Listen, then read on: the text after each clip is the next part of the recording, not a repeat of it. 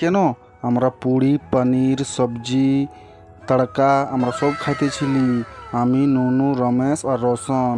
তো প্রথম থেকে দেখো ভিডিওটা। রাধে রাধে। আমি রমেশ আর রোশন আমরা 4জন ভাই আমরা আজকে যাব ভজুডি একটা বন্ধুর ঘর। তো এখন আমরা বের হয়ে গেছি ঘর থেকে যাবার জন্যে ভজুডি। তো আমি রমেশ আর আমরা সব দুটা বাইকে আমরা সবাই 4 ভাই আমরা যাচ্ছি।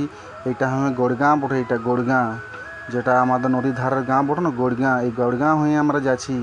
গড়গাঁ হয়ে যাবার বেলি 4টার সময় আমরা গেলছি বিকালে। দেখো কত সুন্দর রোড গড়গাঁর, আর সব ঢালাই রোড বানা হয়েছে। গড়গাঁয় যত রোড আছে সব ঢালাই। আর কি সুন্দর আর কি ভালো সুন্দর মৌসুম, চারদিকে একদম সুন্দর হাওয়া চলছে, আর এদিকে গাই চড়ছে, গরু চড়ছে সবাই।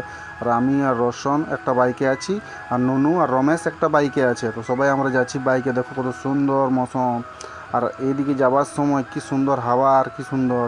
আর এইটা বটে ভজুডির সরস্বতী মেলা লাগে না, সরস্বতী মেলা ভজুডির। তো এইখানটাই লাগে, এইটা বটে সরস্বতী মণ্ডপটা যখনখানে সরস্বতী পূজা হয়।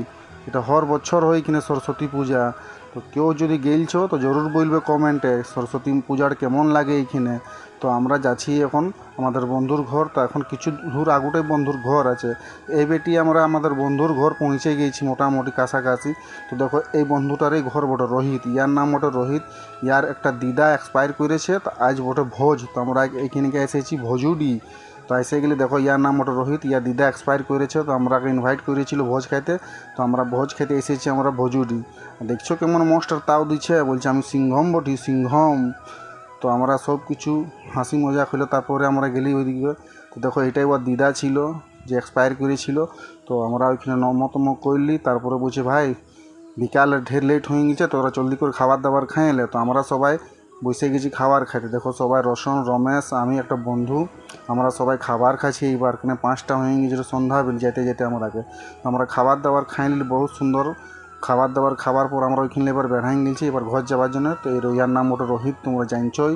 আর আমরা এবার ওইখানে কিছু গল্প সল্প হচ্ছে, তারপরে আমরা বেড়াইন যাব। তো ফাইনালি ওইখানে গল্প সল্প করে এইবার আমরা ওইখানটালে বেড়াচ্ছি ঘর যাওয়ার জন্য। তো এইটা এবার আমরা মানপুর হয়ে ঘর যাব। দেখো মানপুরের রোড কত সুন্দর বানাই দিয়েছে। যদি কবো তোমরা ভজুডি সাঁতারলি যাবে না, তো এই মানপুর হয়ে রোডটা যাবে।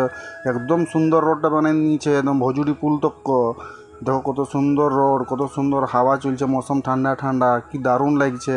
এইটা বটে মানপুর মোড়, যেটাকে এইখানটাই ভজুডি যাওয়ার রাস্তাটা আছে। এইখানটা থেকে মানপুর মোড়লে। তো আমরা এবার যাচ্ছি ঘর।